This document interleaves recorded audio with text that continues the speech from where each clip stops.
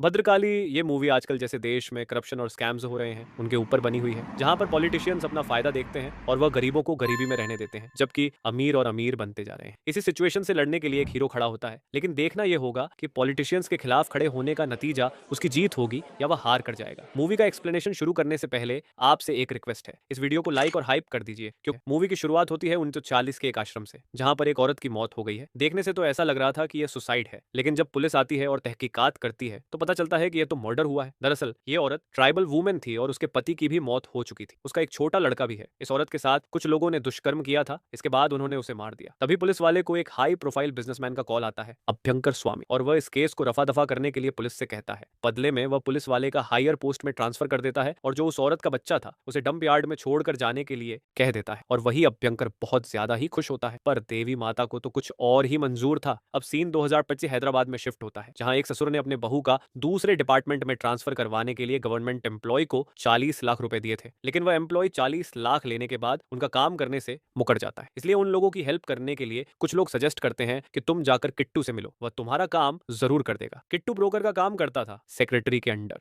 किट्टू बहुत सारे मिनिस्टर, जज और गवर्नमेंट एम्प्लॉय को एक तरह से अपनी जेब के अंदर रखता था। किट्टू इन लोगों को लड़कियां प्रोवाइड करने का भी काम करता था। किट्टू को सभी नॉर्मल और लोअर मिडिल क्लास लोग बहुत मानते थे, क्योंकि वह उनकी किसी न किसी तरह हेल्प कर देता था, लेकिन उसके बदले वह कुछ कमीशन भी लेता था। लोगों की भीड़ उसके सामने लगी होती थी। जब भी वह सामने से गुजरता था सभी लोग उसे ग्रीटिंग देते थे। जब वह ससुर अपनी प्रॉब्लम किट्टू को बताता है तो वह उनकी प्रॉब्लम 10 लाख में सॉल्व करने के लिए तैयार हो जाता है, जब पैसा रिटर्न मिल जाए तब। किट्टू ऐसे बहुत सारे ही काम करता है। उसके पास लोअर मिडिल क्लास और नॉर्मल आदमी ही नहीं, बल्कि फॉरेन से भी लोग अपना काम करवाने के लिए आते थे, क्योंकि किट्टू किसी न किसी तरीके से अपना प्लान बनाकर वो मिनिस्टर्स से सारे काम करवा लेता था। अब वो एक प्लान बनाता है 40 लाख रुपए निकलवाने के लिए। ये प्लान बहुत ध्यान से समझना, क्योंकि बहुत ज्यादा कंफ्यूजिंग है। एक बहुत ही बड़ा मिनिस्टर चिन्ना घोड़ा अपनी बेटी का मैरिज करवाना चाहता था, और उसके लिए उसे एक लोकेशन चाहिए थी। इस लोकेशन को जुगाड़ करने के लिए किट्टू उन्हें अप्रोच करता है। वह उन्हें कहता है कि मैं मंदिर में तुम्हारी बेटी की ग्रैंड वेडिंग करवा दूंगा। फिर वह दूसरी तरफ मंदिर के स्वामी जी से उसी डेट में सत्संग करने की बात करता है। स्वामी जी भी इसके लिए तैयार हो जाते हैं। फिर किट्टू का साथी Maruti HR and C minister के पीए से जाकर मंदिर में शादी करने का अप्रूवल ले लेता है। ये न्यूज से मिनिस्टर चिन्ना घोड़ा तो बहुत खुश हो जाते हैं। इसके बाद अब किट्टू स्वामी जी को कॉल लगाकर कहता है कि आप और मिनिस्टर के पीए के बीच कुछ नोक-झोंक है क्या, क्योंकि वह सत्संग करने के लिए रेडी नहीं हो रहा है, और वह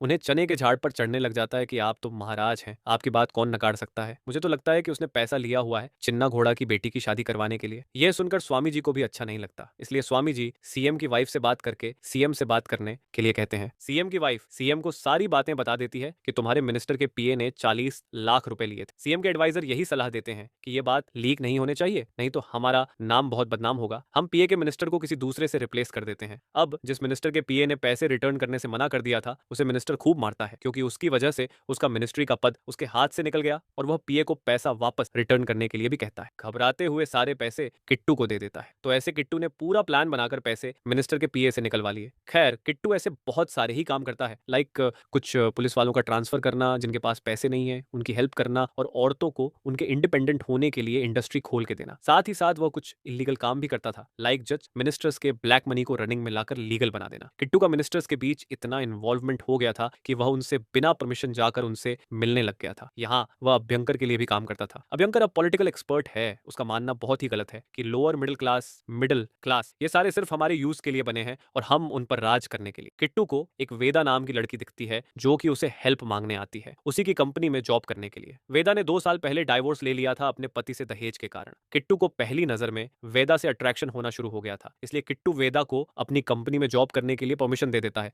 और रहने के लिए एक छोटी सी जगह भी दे देता है। दूसरी तरफ किट्टू को पता चलता है कि एक लड़के की मौत हो गई है, जो कि स्कूल के प्रिंसिपल ने की है। इस स्कूल के प्रिंसिपल ने लड़के के साथ पहले तो दुष्कर्म किया, फिर उसे स्विमिंग पूल में फेंक दिया। किट्टू पता लगाता है तो हमें पता चलता है कि यह जो स्कूल का प्रिंसिपल है वह अभ्यंकर का ही साला है। अब इसका बदला लेने के लिए किट्टू एक प्लान बनाता है और सबसे पहले इंस्पेक्टर को कॉल करता है, जो नारकोटिक्स डिपार्टमेंट में काम करता है, और एक्स एमएलए के बेटे को रिलीज करने के लिए बोलता है, जिसके ऊपर मर्डर का केस लगा हुआ होता है। पहले तो इंस्पेक्टर मानता नहीं है, लेकिन फिर जब किट्टू उसे घूस देता है तो वह इंस्पेक्टर एक्स एमएलए के लड़के को रिलीज करने के लिए मान जाता है। लेकिन इसमें भी एक लोचा था, अगर वह लड़का रिलीज हो गया तो उसके अगेंस्ट किसी लड़के को जेल जाना होगा। इसीलिए वह इंस्पेक्टर को 2 बच्चे बिलो एज 18 जो होते हैं और वह ड्रग सेल करते हैं, उनका पता लगाने बोलता है। फिर इंस्पेक्टर एक ड्रग सेल करने वाले लड़के को रिलीज कर देता है, जिसे किट्टू जाकर मिलता है और उसे 50 लाख रुपए देता है। बदले में वह उससे प्रिंसिपल का मर्डर करने के लिए कहता है। लड़का भी मान जाता है, क्योंकि उसे 50 लाख मिलने वाले थे 7 साल की जेल के बदले। इस 50 लाख से उसकी माँ बहुत ही अच्छे से जी सकती थी और वह 7 साल बाद रिलीज रिलीज होने के बाद अपनी जिंदगी और भी बेहतर बना सकता था। फिर वह लड़का एक्स स्कूल स्टूडेंट बनकर प्रिंसिपल से मिलने के लिए पहुंच जाता है। लड़का प्रिंसिपल के पैर छूने के बहाने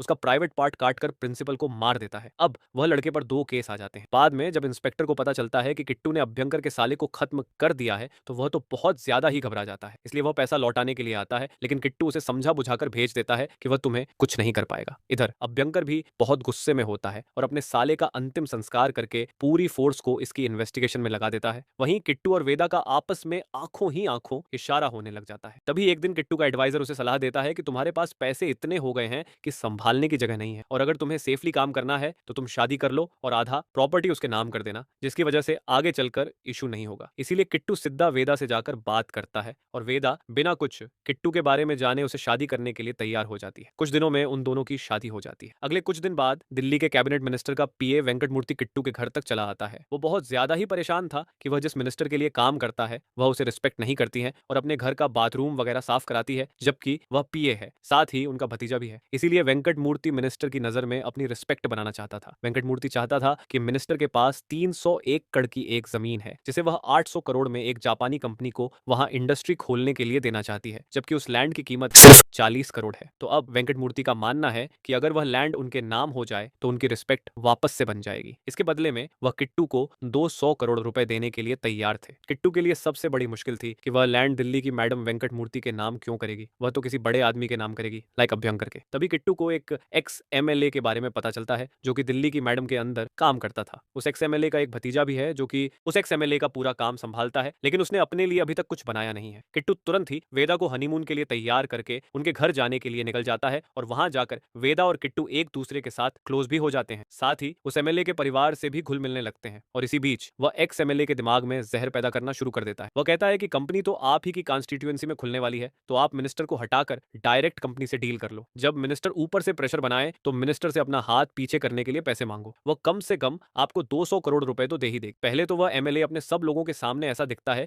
कि उसे किसी की सजेशन की जरूरत नहीं है, वह खुद इतना पावरफुल है कि अपना दिमाग खुद चला सकता है। लेकिन जब किट्टू वहां से चला जाता है तो वह किट्टू की बातों को सोचता है और वह जापानी कंपनी पर फाइन ठोक देता है कि वह कंपनी गैर कानूनी तरीके से एग्रीकल्चर लैंड पर अपना प्रोजेक्ट हमारी कॉन्स्टिट्यूएंसी में लेकर आ रही है, जिससे हमारे लोगों को बहुत नुकसान होगा। ये न्यूज जब दिल्ली की मिनिस्टर तक पहुंचती है तो वहां पर भी भूचाल आ जाता है। अब यहाँ किट्टू एक और खेल खेलता है और वो एक्स एमएलए के भतीजे कादिर को अपनी बातों में उलझा लेता है और मिनिस्टर की पोस्ट के लिए उसका नाम आगे रखने की बात करता है। इसे कादिर भी खुश हो जाता है। अब ऊपर से भी किट्टू को कॉल आने लग जाते हैं जहां वह उन लोगों को बताता है कि एक्स एमएलए जो है वह अब आप लोगों की पार्टी छोड़ने का प्लान बना रहा है, इसीलिए ये सब कर रहा है। अब ये सारी बात वे दिल्ली की मैडम को बता देता है कि एक्स एमएलए आपका नाम बदनाम करने के लिए ये सब कर रहा है। इसीलिए दिल्ली की मैडम खुद ही एक्स एमएलए को पार्टी से निकाल देती है। वहां एक्स एमएलए भी बहुत नाराज होता है कि उसे पार्टी से निकाला जा रहा है, जबकि उसने अपनी पूरी लाइफ ही पार्टी को दे दी थी। वहीं दिल्ली मैडम तक भी खबर पहुंच जाती है कि अगर एक्स एमएलए को पार्टी से निकाला गया तो उनकी पार्टी का बहुत नाम बदनाम होगा। इसलिए दिल्ली की मैडम भी एक्स एमएलए को पार्टी से निकालने के बाद को थोड़ा और सोचती है। वहीं किट्टू वेंकट मूर्ति को इन्फॉर्मेशन दे देता है कि आप कादिर से एक्स एमएलए को मरवा दो, बदले में उसे जो आज तक नहीं मिला वह सारी चीज, प्रॉपर्टी, घर, पैसा सब मिल जाएगा। वेंकट मूर्ति भी ऐसा ही करता है और वह कादिर से कहकर एक्स एमएलए को मरवा देता है। सबसे पहले तो अब किट्टू और वेदा एक्स एमएलए का घर छोड़कर निकल जाते हैं और वही एक्स एमएलए के यहाँ पुलिस तहकीकात के लिए पहुंच जाती है। अब क्योंकि इसमें पुलिस इन्वॉल्व हो चुकी थी और अगर वह जमीन दिल्ली मैडम के नाम अभी भी होती तो उनका नाम बहुत ज्यादा ही बदनाम हो जाता, इसलिए वह मजबूरी में आकर सबसे पहले तो पॉलिटिकल एक्सपर्ट अभ्यंकर से बात करती है और अभ्यंकर भी दिल्ली की मैडम को यही सजेस्ट करता है कि आप ये प्रॉपर्टी किसी दूसरे के नाम कर दो। अब 800 करोड़ की जमीन किसी के हवाले करनी थी और वह वफादार भी हो तो ऐसा कोई आदमी उन्हें पहले तो नहीं दिखता, लेकिन फिर वह वेंकट मूर्ति को ही बलि का बकरा बनाकर उसके नाम 800 करोड़ की जमीन दे देते हैं, यह सोचकर कि जब उन्हें वापस जरूरत पड़ेगी तो वह वेंकट मूर्ति से जमीन ले लेंगे। इसलिए दिल्ली की मैडम अब वह जमीन वेंकट मूर्ति के नाम कर देती है और यह काम पूरा होने के बदले में किट्टू को 200 करोड़ रुपए मिलते हैं। तभी किट्टू को एक और खुशखबरी मिलती है कि वेदा प्रेग्नेंट है। वैसे तो किट्टू को खुश होना चाहिए था,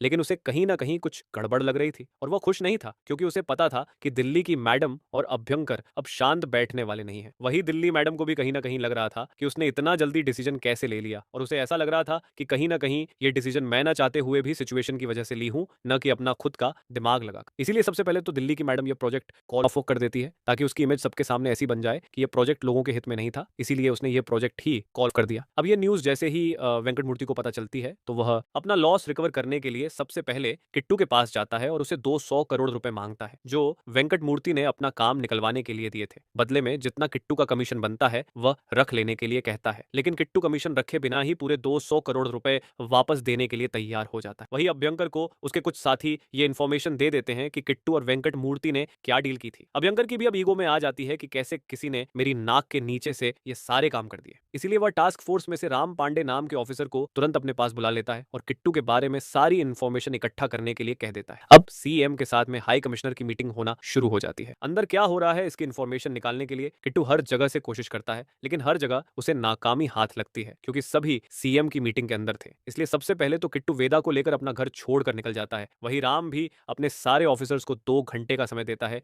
कि सीएम का नाम लेकर निकलवाओ, जितने भी लोगों के लिए किट्टू ने काम किया है उनसे सच उगलवाने के लिए कि उन्होंने कहां कहां पैसा किसको किसको कितना कितना दिया है। जैसे ही सारे मिनिस्टर, जज और बाकी सब लोग सीएम का नाम सुनते हैं तो बताने लग जाते हैं कि उन्होंने कहां कहां पैसा किट्टू को दिया है कमीशन के तौर पर अपना काम निकलवाने के लिए। सारी जांच करने के बाद पुलिस वालों को पता चलता है कि किट्टू के पास 6500 करोड़ से भी ज्यादा रुपए हैं। राम अभ्यंकर को यह भी बता देता है कि आपके साले का मर्डर भी किट्टू ने करवाया था। वहीं किट्टू, वेदा और उसके बाकी साथी सब भाग रहे होते हैं, लेकिन एक एक करके पुलिस वाले किट्टू और उसके सारे साथियों को पकड़ लेती है। पुलिस वाले उन्हें बहुत टॉर्चर करते हैं उगलवाने के लिए कि पैसे कहां रखे हैं, लेकिन किट्टू के साथ साथ उसके साथी भी नहीं बताते कि किट्टू ने पैसे कहां रखे हुए हैं। अभ्यंकर और उसके साथी भी किट्टू को बहुत मारते हैं, लेकिन किट्टू अपनी जुबान बिल्कुल भी नहीं खोलता। वेदा को भी टॉर्चर करने की कोशिश पुलिस वाले करते हैं, लेकिन जब उन्हें पता चलता है कि वेदा प्रेग्नेंट है तो वह उसे छोड़ देते हैं। क्योंकि अब किट्टू और उसके साथी कुछ भी नहीं बता रहे थे तो राम अपनी तहकीकात और जोर शोर से शुरू कर देता है और अपनी सोर्सेस की मदद से यह पता लगाने की कोशिश करता है कि किट्टू ने कहां पैसे छुपाए हैं। पुलिस किट्टू के 6-10 करोड़ का पता लगा लेती है। किट्टू ने कुछ पैसे एनजीओस को तो कुछ बेनाम लाश के अंतिम संस्कार के लिए दिए थे। साथ ही नकली इंश्योरेंस कंपनी बनाई ताकि गरीब लोगों को उससे मदद हो सके। ऐसे बहुत सारे ही अच्छे काम किट्टू ने किए थे। तभी पुलिस को एक चाय वाले का लोकेशन पता चलता है और इसके बारे में वह किट्टू से पूछते हैं। अब सीन शिफ्ट हो जाता है जहां एक इंसान दीवार पेंट कर रहा होता है, जिसे देखते ही साथी गांव वाले सभी उसके पीछे दौड़ने लगते हैं। वह आदमी गांव वालों से बचते बचाते उस डंप यार्ड पहुंच जाता है जहां पर बच्चा रखा था। यह बच्चा किट्टू ही था जिसे वह आदमी गोद ले लेता है और वही आदमी किट्टू को बहुत सारी सीख देते हैं अच्छा इंसान बनने की। लाइक कि सिर्फ अपने लिए ही नहीं जीना चाहिए, लोगों के लिए भी हमें जीना चाहिए। कभी भी अंधविश्वास नहीं करना चाहिए, जात पात उच्च नीच में अंतर न करना और भी ऐसी बहुत सारी बातें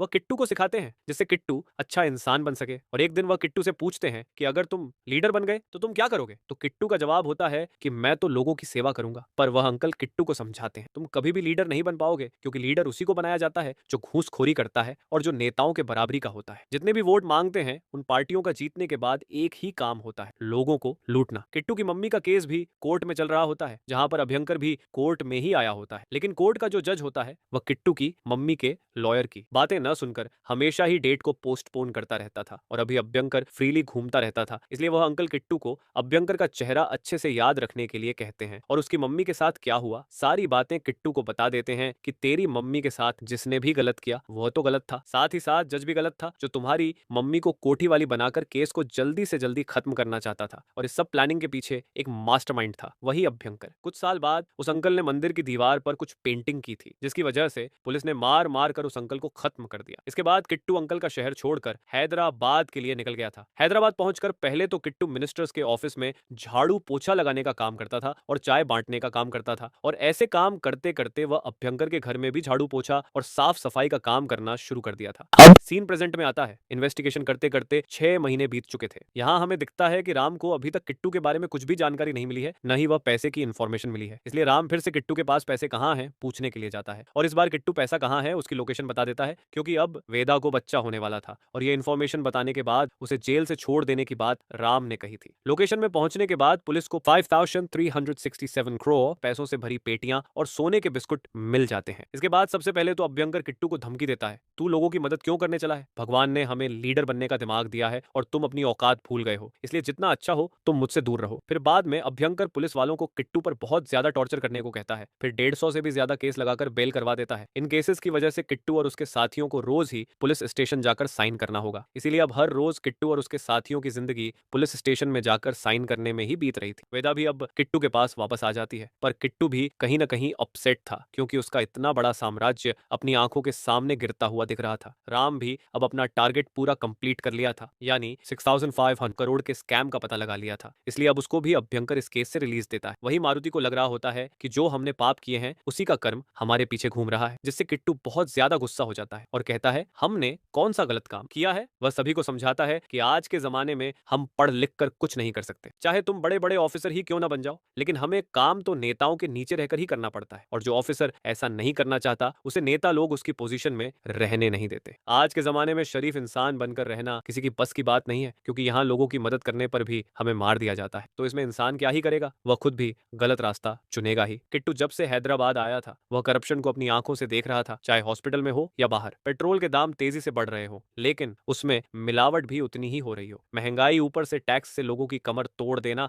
और वही टैक्स के पैसे से अपना फायदा देखना। गरीब को 2 वक्त की रोटी न मिलना, क्योंकि सब्जियों और राशन का भी दाम ज्यादा हो गया था। वहीं कई लोग बीटेक इंजीनियरिंग कर भी होटल में वेटर का काम कर रहे थे। लोगों की इन सब मुसीबतों को देखकर ही किट्टू के मन में उनकी मदद करने का एक भाव पैदा हुआ था। किट्टू को यह भी पता था कि इन सब करप्शन के पीछे का मास्टरमाइंड अभ्यंकर है। वो नेताओं को सजेशन देकर ही बस अपना फायदा नहीं चाहता था, वो किसी बड़ी चीज के पीछे था, यानी पार्लियामेंट में प्रेसिडेंट की सीट। किट्टू को डर था, अगर अभ्यंकर बिना किसी पॉलिटिकल पावर के इतना करप्शन कर सकता है, तो अगर उसे पावर मिल गई तो वह तो गरीबों को मार ही डालेगा। इसलिए किट्टू किसी भी हालत में अभ्यंकर को खत्म करना चाहता था। वहीं दूसरी तरफ पुलिस वालों को भी पता चलता है कि किट्टू का स्कैम 5,000 करोड़ का नहीं, बल्कि इससे भी कई गुना ज्यादा का है। इसीलिए राम अपने आदमियों को कहकर किट्टू पर निगरानी बढ़ा देता है और उसके हर मूवमेंट को ट्रैक करने लग जाता है। वही किट्टू सबसे पहले बिटकॉइन की वैल्यू निकलवाता है, जो अभी चल रही है। इसके बाद वह क्रिप्टो पाउंड 7435 को गिरवा देता है, जिसकी वजह से इस एनएफटी की डिमांड बहुत ज्यादा ही बढ़ने लग जाती है। और इसी हलचल की वजह से स्टॉक मार्केट में इस क्रिप्टो का ऑक्शन अप्रॉक्स 73 मिलियन में हुआ है। इस वजह से आम लोगों को बहुत ज्यादा ही प्रॉफिट होता है। बाद में हमें पता चलता है कि किट्टू के पास 674 बिटकॉइन है और अब इसकी वैल्यू 197 करोड़ हो गई है। इसके बाद किट्टू फॉरेन से अपने बेस्ट हैकर विग्नेश और प्रोस्टिट्यूट नंदिनी को इंडिया बुला लेता है और उन्हें अपना प्लान समझाने लगता है। साथ ही बताता है कि अगर तुम मेरा साथ दोगे तो तुम्हारी जान भी जा सकती है। लेकिन वह लोग भी अपनी जान की परवाह करने के बजाय किट्टू का साथ देने के लिए तैयार हो जाते हैं। अब जो भी प्लान किट्टू ने उन्हें बताया था, वे लोग अपने प्लान के हिसाब से काम करना शुरू कर देते हैं। वही अभ्यंकर को भी प्रेसिडेंट के कैंडिडेट के लिए नॉमिनेट कर दिया जाता है और वह पार्टी मेंबर्स को कन्विंस करने में लगा होता है कि मैं क्यों इस प्रेसिडेंट सीट के काबिल हूं। वह पार्टी के मेंबर्स को गुमराह करने की कोशिश करता है कि मैं कैसे गरीबों की मदद करके उन्हें अच्छा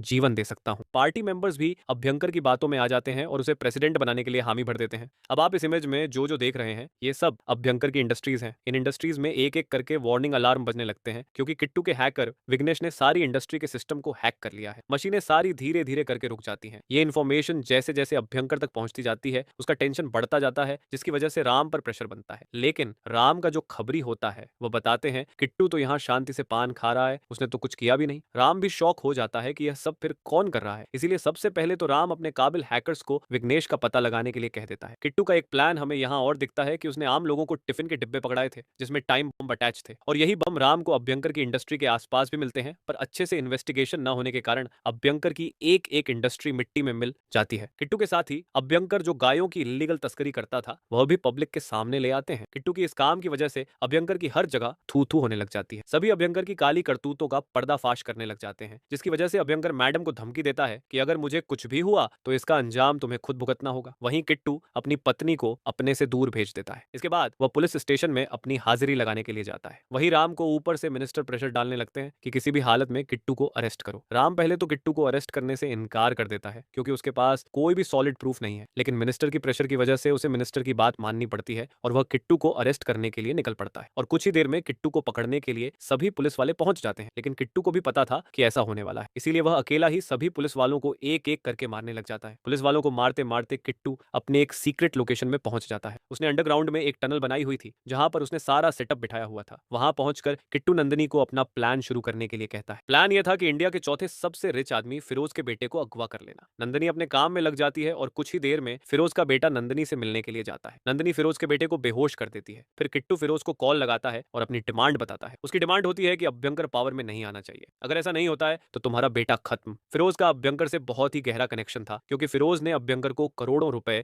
उसकी पार्टी को सपोर्ट करने के लिए दिए थे। इसके बाद फिरोज भी बहुत गुस्से में अभ्यंकर से बात करता है। फिरोज तो अभ्यंकर को कुत्ते के समान नहीं समझता है और कहता है कि मेरे बेटे को कुछ भी नहीं होना चाहिए, नहीं तो मैं तुझे नहीं छोड़ूंगा। वही राम और अभ्यंकर को भी अब पता चल जाता है कि इन सब के पीछे किट्टू का ही हाथ है। इसलिए राम किट्टू को ऑफर देता है कि तुम जितना पैसा कहोगे मैं तुम्हें दिलवाने के लिए तैयार हूं। साथ ही साथ तुम जिस कंट्री का वीजा चाहिए हम तुम्हें दिल देंगे, तुम वहां जाकर सेफली रहना। लेकिन किट्टू भी कहता है कि मैंने यह सब पैसे के लिए नहीं किया है, अब तुम मेरे बताए हुए लोकेशन से जाकर लाश उठा लो। ये कहकर वो फोन काट देता है। उधर राम का भी माथा पूरा सनक गया था कि उसके पास इतने सारे ऑफिसर टास्क फोर्स होने के बावजूद भी वह लोग किट्टू का बाल भी बका नहीं कर पा रहे हैं। तभी राम के हैकर्स को किट्टू के हैकर के बारे में पता चल जाता है। तभी किट्टू भी सारी जनता के सामने लाइव होकर पूरे करप्शन के बारे में बताता है कि कैसे कैसे पॉलिटिशियंस ने करप्शन किया। साथ ही साथ वह सारे प्रूफ भी एक लिंक के थ्रू सभी आम आदमी तक पहुंचवा देता है। किट्टू आज देश की हालत कैसे बद से बदतर हो गई है वह सभी को लाइव बताता है। रोड, स्कूल, सब्जियां, टैक्स, करप्शन और भी कई सारे मुद्दों पर वह बात करता है कि कैसे सिस्टम में बैठे लोग मिडिल क्लास और लोअर क्लास फैमिली के बारे में नहीं सोचते। यहाँ तक मीडिया भी बिकी हुई है। वही राम को किट्टू के लोकेशन का पता चल जाता है, इसीलिए किट्टू अपने सभी साथियों को सुरक्षित तरीके से बाहर निकालकर जाने के लिए कह देता है और खुद ही अकेला टनल में बैठा रहता है। पॉलिटिशियन और हायर लेवल तक पूरा हड़कंप मच जाता है कि कैसे पॉलिटिशियंस ने कितने करप्शंस किए हैं और उनकी फाइल्स हर जगह वायरल होना शुरू हो जाती है, जिसकी वजह से प्रेसिडेंशियल कैंडिडेट से अभ्यंकर का नाम मिनिस्टर हवा देते हैं। वहीं दूसरी तरफ राम और उसके सभी साथी किट्टू के टनल में घुसने की कोशिश कर रहे थे, लेकिन किट्टू ने हर जगह लैंडमाइंस बिछाए हुए थे। साथ ही साथ वह लोकेशन जंगल में भी थी, जहां पर जाना राम और बाकी पुलिस वालों के लिए अभी के टाइम में पॉसिबल नहीं था। लेकिन किसी न किसी तरह राम और उसके साथी टनल का दूसरा रास्ता खोज लेते हैं और वह अपने कुछ टीममेट्स को टनल के अंदर भेज देता है। किट्टू की डिमांड होती है फिरोज के बेटे के बदले में अभ्यंकर। अभ्यंकर भी किट्टू से मिलने के लिए तुरंत वहां जाता है। जैसे ही अभ्यंकर वहां आता है, किट्टू फिरोज के लड़के को छुड़ा देता है। राम को लगा था कि फिरोज का बेटा टनल में है, लेकिन किट्टू ने बहुत बड़ा गेम खेल दिया था। फिरोज का बेटा जुहू बीच में मिलता है। किट्टू और अभ्यंकर के बीच में बहुत कुछ बातें होती हैं और आपस में तकरार होती है। यहाँ पर अभ्यंकर किट्टू को बहुत बड़ी बात बोलता है कि तुम्हारी वाहवाही कुछ दिन होगी, लेकिन तुम्हारा नाम भी न्यूज़पेपर में कुछ दिन बाद गायब हो जाएगा और लोग तुम्हें भूल जाएंगे। पर किट्टू अपने आप को क्रांतिकारी मानता था, इसलिए किट्टू अभ्यंकर को अपने हाथों से खत्म कर देता है, जिसके बाद सारी टास्क फोर्स फायरिंग करते हुए टनल में घुसने लगती है। दूसरी तरफ किट्टू की वाइफ वेदा को लड़का होता है। राम और उसकी टीम किट्टू को टनल में चारों तरफ ढूंढते हैं, लेकिन राम की टीम को किट्टू कहीं नहीं मिलता। राम शॉक हो जाते हैं कि टनल के अंदर से किट्टू आखिरकार गायब कहां हो गया। बाद में मारुति एक पेन ड्राइव जिला कलेक्टर को देता है ताकि समाज सुधार का काम रुक न जाए। जब वह पेन ड्राइव खुलती है तो हमें दिखता है कि किट्टू ने 13,000 करोड़ से भी ज्यादा पैसा समाज सुधार कार्य के लिए दिया हुआ है। किट्टू कहां गया और उसका क्या हुआ हमें मूवी में तो दिखाई नहीं जाता, लेकिन किट्टू को जो उसके बूढ़े अंकल ने सीख दी थी लोगों को भला करने के लिए, उसने अपने अंकल की बात बखूबी मानी और अपनी सारी जिंदगी लोगों का भला करने में लगा दी। वैसे भी अब सवाल यह नहीं होना चाहिए कि किट्टू कहां गया, सवाल यह होना चाहिए कि इस मूवी में कितनी सारी सच्चाई दिखाई गई है। फिर भी आज सभी लोग पॉलिटिशियन के तलवे चाटने में लगे हुए हैं और पॉलिटिशियन भी बखूबी मिडिल क्लास लोअर क्लास लोगों की कमर तोड़ने में लगे हुए हैं। मूवी एक्सप्लेनेशन यहीं खत्म हो जाता। आपको इस मूवी का एक्सप्लेनेशन कैसा लगा कमेंट में जरूर बताना और हमारे चैनल को भी सब्सक्राइब कर लेना ऐसे ही बेहतरीन मूवीज की एक्सप्लेनेशन देखने के लिए।